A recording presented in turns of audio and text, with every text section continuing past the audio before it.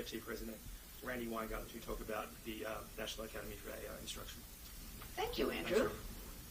And the one change we're going to do is we are in the UFT house, and after I speak, I've asked Michael, who is the president of the UFT, to speak, and then we'll go right to the roundtable. And I am lucky enough in the roundtable to be able to ask the questions as opposed to answer them. But what I wanted to do today is this is. Can you hear us? Good. This is a truly monumental day for any number of reasons. Number one, we were obviously planning this work for months and months and months, but it's gotten more important given what has happened in Washington, not only in the last few days, but in the last few weeks.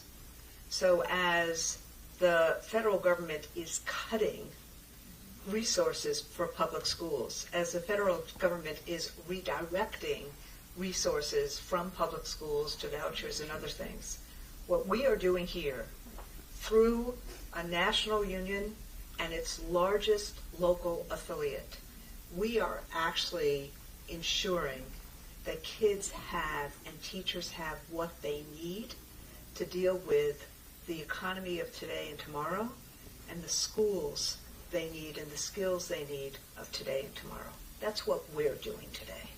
And I wanted, it's very exciting because of what we're announcing in terms of the work that we're doing with the tech partners.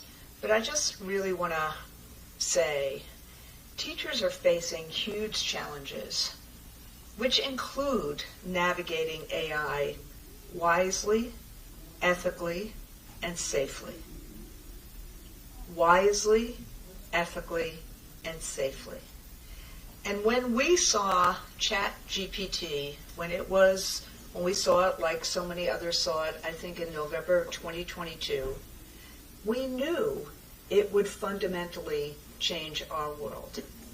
The question was whether we would be chasing it or whether we would try to harness it. And for those of you who have followed education reform for many years, very often, and there are some teachers in the room who are now shaking their heads, very often there is a big fanfare announcement about a reform or about something or a curriculum and something that is going to magically change the lives of children through their teachers in a nanosecond. And then what happens is it's thrown at teachers. And then what happens is when questions are asked, then what happens is that reform goes bye-bye because it's never been implemented with any kind of fidelity or with the resources that are necessary. And when I'm talking about resources, I'm not just talking about money. I'm talking about places where teachers can actually ask questions, can actually spend time with developers or with curriculum writers and to say, well, what about what we need to do with this student who has special needs? Or what happens if this student knows something in one way and this student doesn't? That's what teachers go through all the time. And so the question for us was this going to be a GPS system or was it going to be a driverless car?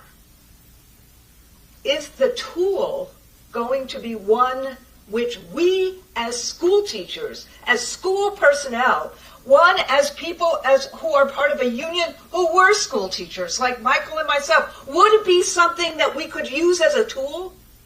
Or would it run over us with the danger of a driverless car? And teachers are looking for ways so that we can use it as a GPS system, not as a driverless car. That we can navigate it, that we can harness it, that we can use it for the good that is supposed to be AI.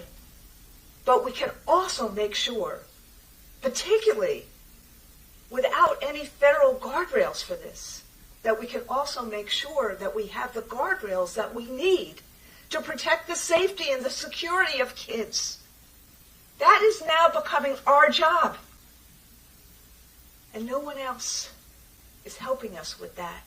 Certainly not in Washington. So, what's happened here is that over the course of the last 3 years, Microsoft and the AFL-CIO said, let's start working together. And then Microsoft and the AFT said, let's start working together. And then OpenAI and the AFT said, let's start working together. And then UFT and so many of the others, but UFT and Michael in particular said, we see this. And we have the teacher centers in New York. We see the potential here. Let us step up. Just like so many of our others, but particularly our UFT affiliate, with the thousands of teachers who are in New York City. And then Anthropic said, we're stepping up. And then people like Roy Bahat, who's here in the audience, said, why don't you do something like the carpenters do or the electricians do? Have a state-of-the-art facility that actually, where you can actually have place-based learning, where the companies, where the corporations actually come to the union to create the kind of standards that are needed, which is what you see in the construction business. And that is how all of this started. And so I want to thank Roy, who's here with us today. Roy, just wave. Who brings a rare combination. He brings a rare combination of strategic vision and deep respect. He is a AFT member, and he also works with Bloomberg, remind me these. Bloomberg Beta. Bloomberg Beta, excuse me. And then we also have, and I want to thank Microsoft, our lead partner, because they saw in what we were doing, and we saw in what they were doing, a real dialogue and partnership about how to improve the tool and ensure that teachers, not the tool, human beings, not the machine, are in charge of education. And that the tool should be one that is used by educators, by the public, by kids, not the other way around. I want to thank them for that, particularly Brett Smith and Jerry Petrella is here today to speak with and on behalf of OpenAI. I'm sorry, on behalf of Microsoft. He is definitely not speaking on behalf of OpenAI. But Chris is not that. But then we have Chris Lahan, who is speaking on behalf of OpenAI. And what we saw in terms of OpenAI, and I met with Sam Altman many, many, many months ago, was a willingness to partner with us to think through how to make this operational and how to help us make other types of things like Share My Lesson, which is our learning website, make it and help it be appropriate for the 21st century. Again, how the tool gets used by and for teachers and school employees for children as opposed to the other way around. And the last of the partners the last two partners I want to thank are Anthropic, who recently stepped forward and thought about this mission and said that they would contribute as well. And the last, but certainly not the least, is it's really important. Al Shanker saw this years and years ago when he first thought about the teacher centers. And I see Mary Vaccaro here, who is the head of the teacher centers in New York City. So many times, in so many places, the moment there is a budget cut, what's the first thing that's cut? Teacher preparation. In-service teacher preparation. Well, Mr. Mulgrew and the UFT have been relentless and fierce about keeping that preparation in schools as place-based, because teachers need to be able to come to someone and say, I don't know what, I don't get this. Could you help me?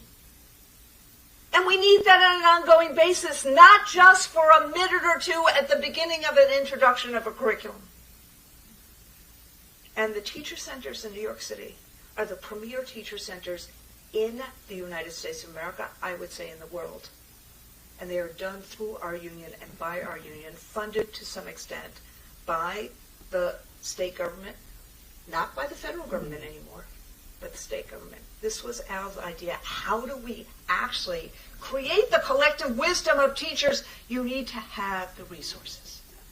And so that's why we wanted to base this academy in a place that understood how important professional development was, done with teachers and by teachers. And this was a dream, frankly, of Michael and mine. I don't know, we started talking about it months and months ago. And today, after this very long and windy road, today, a few days after the federal government basically told public education that you are not a priority anymore, we are saying no. With our tech partners, with these two unions, our largest local affiliate in this national, public education is a priority.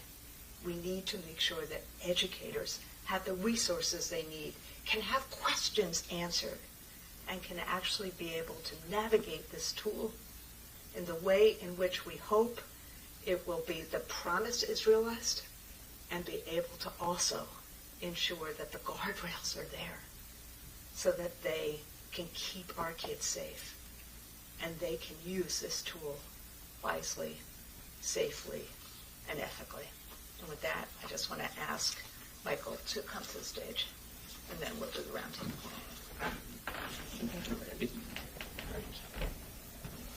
Good morning, everyone. Thank you, Randy, and thank you to our partners who are here and those who aren't. We appreciate you taking this leap of faith with us. Randy said a lot, and all of it is right on point. But I want to go now into the actual teacher in the classroom and what AI looks like to us. So you start at the beginning of the school year, and you get a new class. And the first thing you have to do within 3 weeks is to analyze your class. You have to understand where your class is at as a whole. You have to understand the individual learning modalities of each of your students. You have to understand and baseline where each one of them are at and the subjects that you teach. That's the beginning of the process of education for that class of students for that year with the teacher. And throughout that time, the teacher will spend countless hours upon hours upon hours of constantly analyzing, changing instruction, modifying instruction, moving the units into different ways if they see that that's where it's appropriate. And that takes a lot of time. And anyone here who's ever had a teacher in their family understands what I'm talking about, because I'm sure you're used to piles of papers and different things on the dining room table. That was teaching, and still is the basics of teaching. Then we've had technology, wave after wave of technology come at us. And that, what I just described, has now taken more and more of a back seat. Because every time technology comes at education, it's developed from above, it's sold to the people who have control of the money, and then it is pushed down upon the teachers in a classroom. And all it means to a teacher is, oh crap, I have more paperwork to do. More and more and more. After wave and wave of technology comes at us, everything is always the same. It's add on, add on, add on, take nothing away. But the most important part to me, that original thing that I explained to you, that process, is the key to whether a child learns or not. And not all the rest of this stuff that's been put upon teachers as a burden over the last 20 years. And then the people who roll these things out and come up with these reforms, they keep saying, oh, if it doesn't work, well, it's a teacher's fault. How is it a teacher's fault when you keep taking away the time they need to do what is the most important thing, which is developing an instructional program that allows them to reach each and every child in their classroom? That is what has happened in this country. So as AI started to roll out, yes, we dealt with the children are going to get AI to write their lesson. Yes. And then the AI developed how to show when a child's writing using an AI.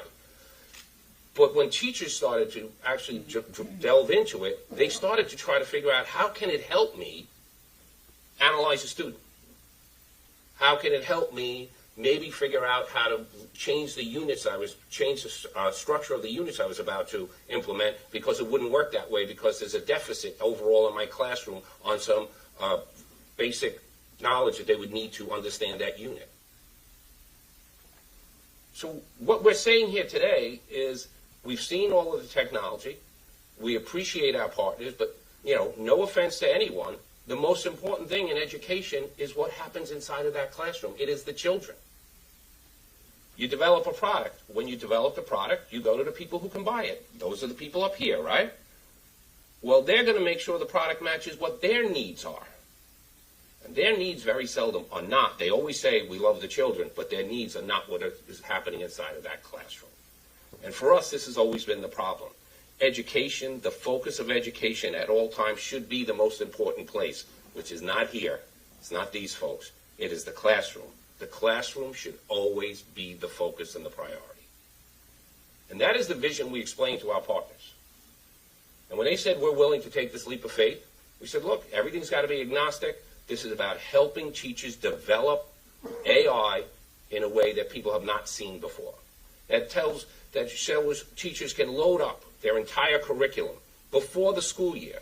And then when they start to do basic assessments and analysis of their students, the AI can slowly learn how the teacher themselves are approaching it, but then learn how to start to analyze each of the students, which then automatically shifts to changing lesson plans and doing all sorts of different things you might not have. Maybe we need to bring in a lesson about an idea that we weren't even thinking of that would help children. That's how we want to develop this tool. That it becomes the tool that helps a teacher help a student. That becomes a tool that helps a teacher reach a student. That it becomes a tool that allows a teacher to engage a student they could not engage before. Because that's all that matters in education. It's not everything else you always hear about. That is literally all that matters. And here in New York City, we are the largest school system on the planet. We have the most diversity of any school system anywhere. So the challenges we have are the greatest. And I spoke to our partners about that specifically. Over 200 languages are spoken. All sorts of special needs. And I said, we want to use this tool to start helping us dealing with all of these issues. Because we're not getting help from above. We're just getting paperwork about what did we do. No support. Just what did we do? What we did was try to do the best we can without any support in a classroom with 4 or 5 different languages, which might be 20% or 15% children with special needs with all sorts of different special needs. This tool can truly be a great gift to the children of this country and to education overall. But we're not going to get there unless it's driven by the people doing the work in the most important place in education, which is the classroom. Thank you.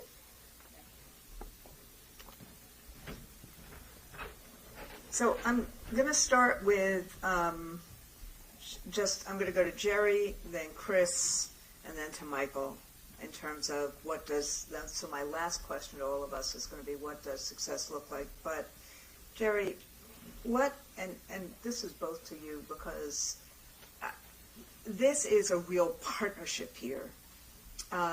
This is, and we, as an organization, knew that this was going to cost us a lot of money in order to have place-based training, not just to have not just to have 300 or 400 people trained, but to have thousands of people trained. So, what does a tech company like Microsoft? What role? Like I guess I'm going to ask you, why did you decide to do this? And why did you decide to support public education in this way? And why did you decide that, to partner with us? I mean, we know, I think we've made it clear why we decided to partner with you. But why did Microsoft decide to partner with us? Well, thank you, Randy. It's great to be here with you today. I'd like to start by acknowledging I'm from New York. My mother was a special educator in my high school. And so my sister's a school psychologist. I grew up around teachers in this area, so it's so nice to be in your house. Okay. But one thing you learn in that experience, especially when your mother works in your high school, is you listen to your mother and you also listen to your teachers, or else you get in a lot of trouble. And I actually think that's at the foundation of this partnership, right? We know students are going to benefit the most from this technology when we put teachers at the center of this tool. Right? We have to listen to teachers, co-create and develop these tools with teachers. And that's why this National Academy launch today is so important. Because essentially what we're saying to the world and to teachers across the country is, you now have a place, you now have a home, a place where you can come and co-create and learn and understand how to harness this tool to make your classroom the best classroom it possibly can be. And to answer your question about, why us, why does Microsoft want to do this? Microsoft has been in this scene, in this education setting for a long time, right? I mean, I remember, well, I'm dating myself now a little bit, but when Windows was introduced into the classroom, right? I was in school during those days, right? Microsoft has been a partner to schools for a very long time. We see this as a continuation and an expansion of that partnership, and it really centers around, as we have been discussing, teachers and making sure we have the resources to skill teachers in this technology first and foremost. But it's also about grounding it. You mentioned earlier, Michael, that we want to do this in a responsible and safe way, right? That's really important. I had the pleasure of actually going to a UFT Queens Teaching Center a few weeks ago. Shout out Brittany Concannon and Lauren Nappy. They did a great job explaining to me how they are harnessing this tool, how they are teaching other teachers to harness this tool, and why it's so important to do it where student data is protected in a secure environment, where they're co-creating together as teachers using AI chatbots is protected. I was just amazed at the energy that I saw from those teachers. As one example, they showed me using Copilot how they were creating a baking curriculum for an entire year for students with autism.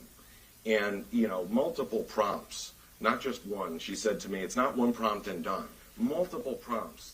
And she created a year-long curriculum for a baking science class for kids on the spectrum. And it was super tailored and targeted.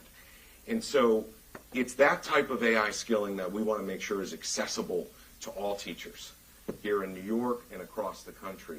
And so for Microsoft, that's what it's all about. We know that AI skilling in education is critical to diffusing this technology in a way that's going to benefit society and our entire economy. So it's just a pleasure to be here it's an honor, really, to be here for the launch of this National Academy. Thank you, Jerry. And I want to, before I ask Chris a question, I want to just make sure, where did he go? I just saw Rob Wild sit here. Rob deserves a big shout. Yeah, that's, okay. So then I will do his shout out when he comes back. Because as Jerry was talking, part of our goal here, and I see one of the people in the room right now, Sarah Beth Rosenberg, who's been doing some of the work on Share My Lesson in terms of the AI brain, and I've also seen some of the trainers that are here from Rhode Island, as well as some of the folks from New York City. This is an all-of-union approach here. And so part of what we're doing is these kind of lessons, like Jerry was just talking about, we're going to make sure that there are webinars. We're going to make sure that we have things out on Share My Lesson. We're going to make sure that these things are as open sourced as possible so that people, when we say that we want to make sure that 1.8 million people have access to it, they will have access to any kind of virtual training that we have. But the world, through Share My Lesson and other things, will have access to what gets created and co-created. And that's part of what we are trying to contribute to the world of teaching and learning. We have over 2.5 million people on Share My Lesson already. Did I get that right, Natalie? And so that's part of how we are trying to make sure that that which is created incredibly by teachers get to be used by other teachers and other parents. And as Jerry just said and Michael just said, because there are no federal guardrails, we in some ways have to create those guardrails in classrooms and in districts. And we need the help of these big tech companies to help us do this work, because they own so much of the coding and so much of the tool itself. So that's part and parcel of the conversations that we've had. Now, I say that as I'm going to ask Chris to talk about OpenAI, because, OpenAI tends to be the one that zips around the place in a way that says, no, I got a new idea. I have a better idea. I'm going to do this idea. And in some ways, OpenAI has not had the same presence in education as other tech companies, but you really became all in and wanted to help create this academy. So, Chris, would you tell us why? Yeah. First of all, it's awesome to be here. Surrounded by so many teachers, I feel like I'm going to get multiple homework assignments before I leave. I know you'll be giving me some. Randy, just going back, I was talking with Sam before coming here. We're totally into project-based instruction. Yes, that's good.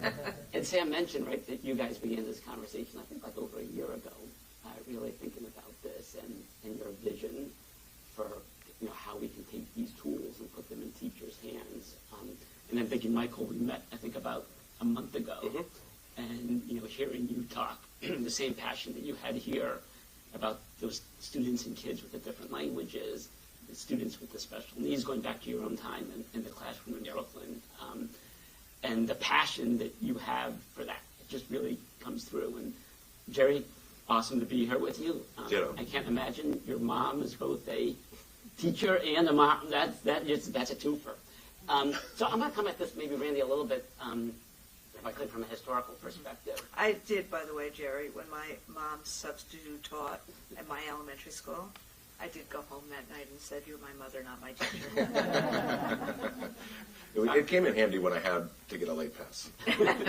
So I was walking around in the hall out there, right? And we're in the Al Schenker, I think, auditorium or Al Schenker Center. And, being here with the teachers, just met Kathy and Peter from Rhode Island, from Cranston, I think, who've been in the middle of this in your work for the last year. And then even thought of some of, like so many people, the incredible teachers that I had, particularly history teachers that really sparked an interest in history for me. Miss Berenger, 6th grade, Swarner, 7th grade, Mr. Foster in high school, Chris Babbage in high school. All of them were incredible teachers that sparked an interest in history. And sometimes I like to play a technologist, but maybe on television, but I was a history major in college. And I think about history, I think about the AFT and the UFT, I think about democracy, which you spoke eloquently about. And I think they all, in some ways, are intersecting in this room, and why I think we're all here at some level. I think of AI, everyone uses their own analogy. For me, it's akin to electricity. It's going to change how and it is changing how we work, how we live, how we communicate. But at the end of the day, it is a productivity-driving technology. And I think the big question with productivity is who gets to participate in that and who benefits from it, right? It's easy to talk about an expanding pie, but the most important thing is that pie being allocated. Michael, you talked about the classroom. That's such an interest. That's the right way, to organize the principle for all of this, right? That are ultimately impacting the classroom in a way that's going to help give kids those tools and skills that they need to succeed. And I think of AFT and UFT over the 20th century. I mean, you'll correct me if I get my history wrong a little bit here, although I did use chat to confirm all of this. So hopefully, right? I think one of the founders of AFT was John Dewey. Yes. Right? John Dewey had a vision of a role of K through 12 public education to help make sure that the industrial age was going to be democratized, right? Yes. Giving kids those skills to be able to succeed in the industrial age. and how important that was for a healthy, robust, strong democratic society, small d democratic society. Indeed, our motto for many, many years, including now, is education and democracy, democracy for or democracy in education, education for democracy. That's right. And then you get to, I think, one of your mentors, Al Shanker, right, who talked about education as sort of at the beginning of the knowledge age, what we now think of as the digital age, and how public education was a bulwark for democracy. But that was ultimately both Dewey, Shanker, and I always think like baton with you guys taking and running it with it, with the idea of how can we make sure that in the K through 12 context that we're making sure that we're equipping those kids, those students, with those skills that they're going to need to be able to succeed in what we think of as the intelligence age. And you can't do that unless it's actually given it to the teachers to actually do that work. And so, I'm coming at this really, and the way OpenAI is coming at this is really from a perspective of, like, this technology is coming. It is going to drive productivity gains. Can we ensure that those productivity gains are democratized so as many people as possible participate in them? And there is no better place to begin that work than in the classroom. And so that's why we're here today and really honored to be part of this. I'm not sure whether Rob has come back in or not come back in. Yes, he has. But Rob, thank you. And thank you the OpenAI team, Debbie and others who are here who helped make this possible. And really, you guys having the courage and commitment and conviction and spending a long year rolling up the sleeves and really thinking about this. So we couldn't be more excited. Well, I want to, before I go, thank you. And before I go back to Michael, I want to just say, nothing that's worth doing happens by a magic wand. And one of the people who have been working on this over and over and over again, who saw this, who understood how fundamentally different this tool was than almost any other tool we've ever used, was Rob Weil. And I just want to say to Rob, thank you for everything that, just wave so that people see. Thank you, Rob. He doesn't Thanks, like Rob. we wanted him to be on the round table. He doesn't like being up in front. But this was Rob's sense, and remember I raised this booklet once when I was on the podium. I'll raise it again. I am very concerned, as is Rob, as are educators around the country, that in the absence of rules of the game and guardrails that are done federally, and this really should have been a federal pursuit, this is going to make our job harder, because then we become, as educators, not just the teachers, as Michael so brilliantly talked about, but we also become the folks that have to make sure that this tool is used safely, wisely, and ethically. And that's part of working with these partners is that they understand that commitment that we have to our students. And so we, as a union, many of our members have been engaged in trying to write guardrails so that we have them available for our members. But every educator who uses AI understands that our job, just like our job is to protect kids every day when they are in front of us physically, our job is to protect them when they are online as well.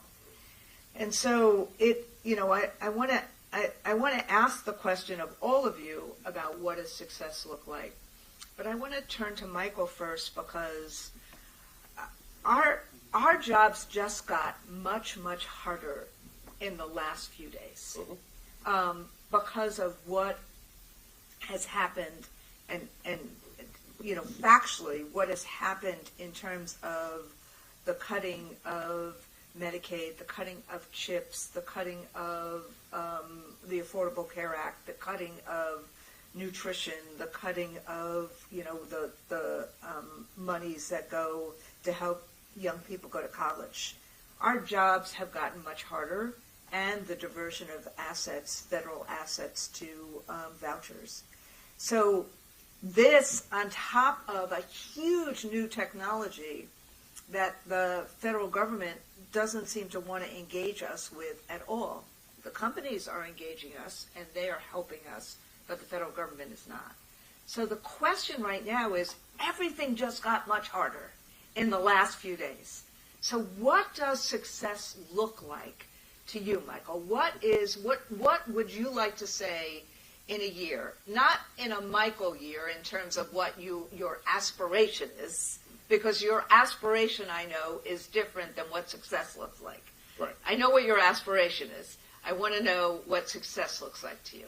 When I say I know what his aspiration is, he wants every member of the UFT trained this year and being facile and can use this tool efficaciously. That's his aspiration. What does success look like? So for me, this year looks like phase one. My aspiration is, you are correct, but I've learned over the years as a teacher, you always go in wanting every student to perform brilliantly by the end of the year and be able to move forward with their lives, have a good life. But I know that does not work out. So for this, we have a large group of teachers, because the more teachers we train, the quicker we're going to learn, because they're going to learn things and feed it back into the loop, right? That's what we're trying to set up here now. This is where teachers, without even knowing each other, will be helping each other learn how to use this tool with different student populations at different levels of education. What does it look like in 3K and pre-K versus 9th grade or 10th grade? What does it look like when we are dealing in special education settings, self-contained settings, where, that is not a big deal that anyone's even spoken about with AI yet. But there we could have much more value in terms of helping a school system overall, because right now there's a lot of money that is used on all of these services, and it can't just be blanket like, oh, we're just going to give this child a para. Well, why? I want them to have a para if they need it, but why? But right now that's the standard Band-Aid at a certain point. Well, what can we use to diagnose a child, a problem they're having in 3K or pre-K that leads to that child never gets an IEP, because we've dealt with it and come up with something. So it's really phase one is we're starting to all understand that there's a lot of different things that are bringing value to the teacher, which in turn leads to success for the student. And it's irrefutable after phase one. No one, because no matter what you do in education, if you're successful, somebody's going to be mad at you, which is really strange, right? Education should be we should all be happy when children are succeeding better, but that's not the case. Right away, it becomes political and all the rest of the stuff, and the garbage comes rolling in. But phase one means we have irrefutable evidence that has brought real value to the teaching profession, which has led to absolute better success for students. If we get that done in phase one, year one, then we're really we'll be able to get to phase two in a much better way. But the whole idea of teachers not even knowing that they're helping each other is what's the beautiful part of this to me. Right. Because if teachers are able to share, they will share their successes, and at the same time, they will start to create community out of what the difficulties and challenges are, and that community itself will lead to other teachers trying to solve for the same problems, which again, using this properly, we do this right. This is why the training is imperative here. They learn how to train the AI to deal with the challenge in an instructional environment. And also understanding the different analysis of the students, what will be successful with them and what will not. And once we have that base done, we have a foundation built. Thank you. Jerry, same question. I will build on what Michael just said. I thought that was excellent. I'll mention three things in particular. One, focused on teacher skilling. Two, the students. And three, how we can co-create and really build a feedback loop together, technology companies and teachers. On the teacher point, I think it's about scale, as you mentioned, right? We've started this work with AFT. We've had a number of symposiums. There's actually a training going on yesterday and today. There's over 200 teachers being skilled here by some of my Microsoft colleagues and some AFT instructors. We need to get the scaling piece right. The National Academy is really going to be the place where we look to do that. How do we go from hundreds to thousands to tens of thousands, right? So scale is really important, and I think we can do that. It goes back to what you said, Michael, about building a network, building a community, right? Let's build a community of teachers who have AI skills, who can then go and teach and explain and help learn with other teachers. So let's build that network. Let's start to scale. On the student front, it's really about more personalized instruction, right? Giving teachers those tools to actually, as you said, Michael and Randy, really target lessons and target learning for students. More free time for teachers usually equals better results, right? And so let's use this opportunity to create more personalized instruction through these AI tools. I have a personal stake in seeing how AI develops for students with special needs. As the father of a son on the autism spectrum, I'm amazed already at 7 years old how native he is on this technology despite having very limited natural language, right? He's teaching himself how to read, how to do math. Imagine, we haven't really introduced AI into that yet. Imagine when you have personalized AI instruction as well. So I'm excited, and I'm personally invested in that. So students is the second piece. And then the third, I really think we can start to ramp up this co-creation process and this feedback loop. I was saying to some of my Microsoft colleagues yesterday, right, like we essentially have to have a special phone line back to Redmond, back to Seattle, right, where teachers have a place through this academy saying, hey, what if we do this, and hey, what if we do that? We need to modify our skilling and our lessons for teachers in this way. When I was at that Queen's school, I was actually amazed. They were saying, well, hey, can you get Copilot to do this, and can you get Copilot to do that? And I was like, well, I can't do that, but I know some people who might be able to. And so that co-creation piece is going to be critical. And I think we can have a lot of success building on the work we've already done so far with AFT in this particular calendar year, but then going beyond, right? I don't think this is something that's going to take, years for us to get going. We can establish this now. And I think, and then I'm going to get to Chris, but I also think that building off of what you just said, Jerry, and what you just said, Michael, our second year roundtable is going to look different than this first year roundtable. Absolutely. We're going to learn enough, or we're going to learn so much more than I can imagine right now, that when we announce the second year of this 5-year program, we're going to be doing things that are different. But the work of the community, of creating that community, and of actually learning from each other, and for the teachers to feel that this is a credible pursuit, is going to be absolutely essential in terms of this first year. Absolutely. Chris? Hearing both Jerry and Michael, and Randy, you earlier, I think first and foremost is just listening. That's how you learn. I think a huge part of this is certainly on the company side, us learning from the folks who are on the front lines of teaching our kids. We know from our survey material and data that we've seen that somewhere around 6 in 10 teachers in the U.S. are already using AI in some form or fashion, with a typical teacher saving approximately an hour plus a day, typically moving administrative work off so that they're able to do what Michael was talking about, like be in the classroom, right, teaching those students. It reminds me of a interaction I had. I was checking into a hotel in Austin, Texas, and as many of you know, you sort of have to give your email address when you check in now. And I said, the OpenAI email address, and there was a young woman, and she jumps up and comes around the thing and gives me this big hug, and she says, "Oh, you got me through trigonometry." And of course, I started to think, where's this going, right? And she said, no, it was, I was really struggling in trig, and my teacher, worked with me to create, a specific program off of chat, where, he would check in with me every couple days And I went from failing trig into actually getting a pretty good grade on it.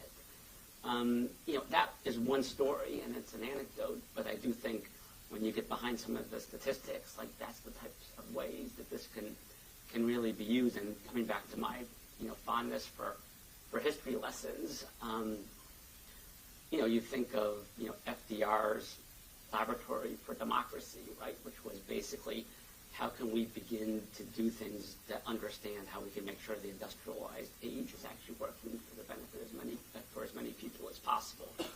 I think there's a version of that here where your academy, particularly as it gets scaled around the country, is going to allow us to get the type of feedback that Jerry was talking about, so that we are actually using this technology. And you said something at the very beginning that to me, I'll do a version of it that I think is the question that...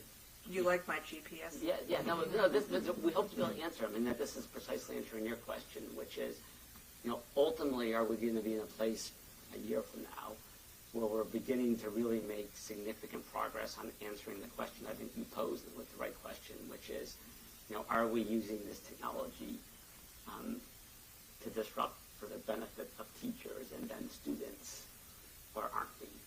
And this academy, I think it's already happening in the classrooms because teachers are so good and so talented, but this academy will allow us to really sort of formalize that in a way that we can then spread it across the country. And so answering that question in a prescriptive way is such a huge step forward.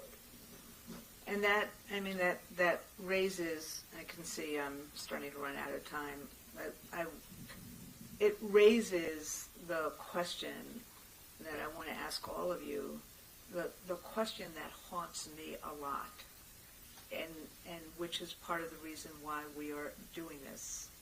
Skeptics doing this kind of work make this work work. And if you are, and we are skeptics, and you have worked with us, these two companies in particular, Anthropic as well now, and Roy in particular, you've worked with us to actually try to make sure that skeptics can become embracers. But the question that haunts me is, we got it so wrong over social media. How do we make sure that we get it right this time? And so I kind of want to get your final thoughts on that, all three of you. I'm going to end with Michael. I'll start with Jerry this time. I'm going to end with Michael, because that is the question that haunts me. And teachers, educators all throughout the country, like you said, Chris, we are littered in our history with terrible examples, but we are also graced in our history with some amazing things, like the March on Washington King's I Have a Dream speech, like his last book, Chaos versus Community, and the word community that Michael just raised, what the founders said about how you needed to have critical thinking and knowledge and education to have a democracy, to have a country, to fight tyranny, to fight fascism. So this, for us, is a big leap of saying, with no one else really helping us, working with the tech companies to ensure that teachers have the skills they need with this tool, not only to use it, but to actually create a new frontier where it's going to look very different, as Michael said, next year than it does this year. So the three of you, concluding thoughts. Jerry first, then Chris, then Michael. Well, I think you just touched on it, but I will build on what you said by saying we need to make sure that we don't miss a beat here, because the change is already happening. You mentioned this as well, Michael. We know right now today, according to most surveys, that about half of teachers tell us they are seeing AI deployed in their classroom, right? They're using it, or their students are using it, yet they haven't had formal training or skilling on AI, right? We know the majority of students have been exposed to AI tools and have not been given the contextual education that they need about how to use it and how to harness it. We need to close that gap quickly. That's why today is so important. We also need to make sure access is democratized. Chris, you mentioned this, and it's been a theme of this discussion.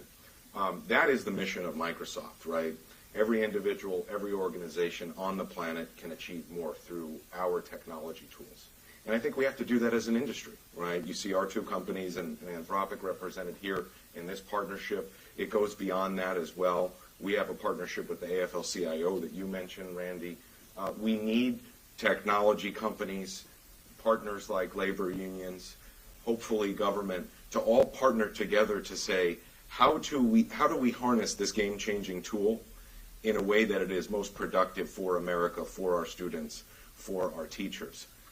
I don't think that this is necessarily meant to be a repeat of social media, if you will, as you mentioned, Randy. I actually think there's tremendous opportunity here for us to quickly build on the fact that our children are essentially native in technology now from very early age, and say, hey, technology not just for the sake of technology, technology as a tool, and technology as something that can empower students and children and individuals from the most low-income communities to the wealthiest, and for folks with special needs and other disabilities. Here is the game-changing opportunity, but I think we need to move fast. Yes. And part of what we are announcing here today is we're ready to move fast with you. And that would be my closing thought. Thank you. Thank you. Chris? Yeah, I mean, I think one of the things we just need to be aware of, and I think Kerry was picking up on this, which is this technology is, and to say this respectfully, this technology is not social media. And I think we have to be really conscious of not collectively making the mistake of sort of fighting the last war. I do think there are lessons from it that we certainly need to take. To me, and I'll use the analogy I used a little bit earlier because I do find a lot in it, at least for myself, is this is a core infrastructure like electricity or like the transistor.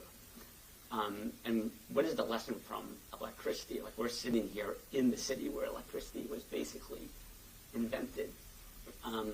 But what happened in the first 20-some-odd years of the 20th century is that those who had financial resources were able to get access to electricity.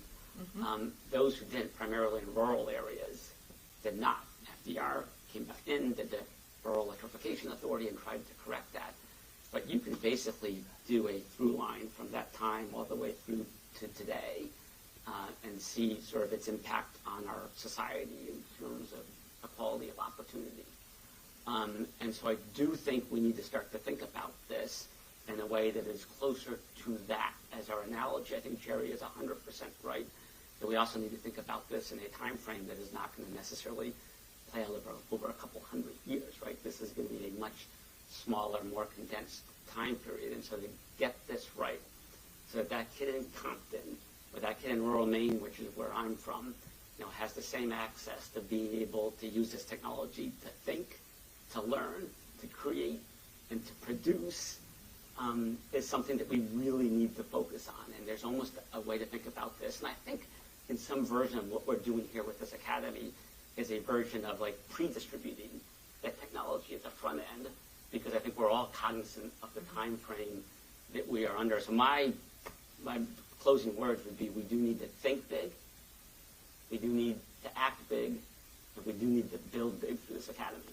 Think big, act big, and build big. Yeah. Michael? I think the timeline is extremely important to focus on. They're not the same, but in some ways we have to look at, because we have to learn from mistakes. History is a very important piece. Teachers embraced social media when the advent of social media. Teachers were using it. They were very hopeful for it. Now, teachers have to support a law that bans the use of it inside of schools. It became a dumpster fire. All right? That's what happened. And I think we're all very skeptical but we also are very hopeful. As teachers, you're always skeptical and hopeful. That's the way our lives live, which is why we probably spend a lot of money on certain pharmaceuticals, but we're happy. But that has, now we're looking at AI to create tools to keep the bad stuff out of social media away from us, which is just, look, it's just, we'll look back at that historically. We will look back at that and say that was a mistake. But we're here to say today, AI is something we're going to try to take this tool and stop that from happening. It is, you prompt it, you train it, whatever you are comfortable with when you're saying it. So we want to say that we want to do this responsibly. We want to actually make this technology work for the children of this country and for the people who are dedicating their lives to helping the children of this company. We want to say, everyone, please get on board, and let's just say, no, we're not going to use this in any way except in a way that we know is responsible and is what we all want in the end. Well, most of us want. I can't say all, which is to use this technology to take education to a whole different place, because we need to take it to a whole different place. We are, again, we're the most diverse country.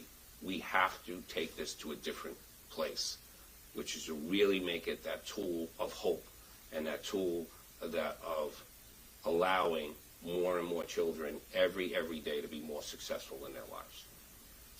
In some ways, the skeptic is the most hopeful.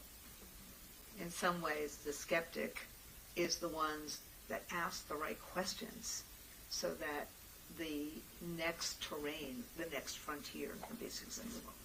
And I just want to say thank you to Microsoft, to OpenAI, to Anthropic for making a bet that working with us is a way of actually trying to get to that vision of a more perfect union, to get to that vision of democratizing a tool that has the potential for great good and the potential for great problems. And so, in closing, I just want to say thank you to Brad Smith, thank you to Sam Altman, thank you to Anthropic, thank you to the tech companies that we actually sought out to be part of our of this partnership.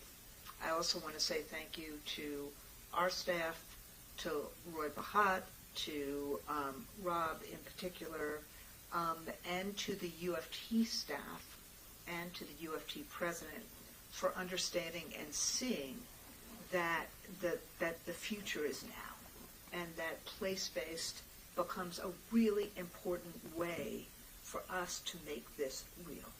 And the last thing I would say to all of you that are sitting here today is that public education is essential to the opportunity of young people in America.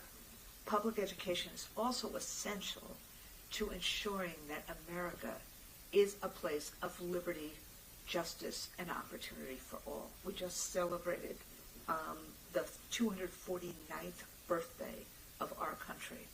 This tool is one of the most gripping and one of the most remarkable tools that have been in our toolbox in this new industrial revolution. And ultimately, it is going to be the educators in public education that are either going to be able to help harness it for good or not. And our hope, skeptical as we may be, but our hope is that putting this tool in teachers' hands, training them, educating them, letting them unleash their passion and their savviness and their skill is going to make this country, and particularly our kids' lives, better. So thank you all, and thank you, Michael, and thank you, Jerry, and thank you, Chris. Thank you.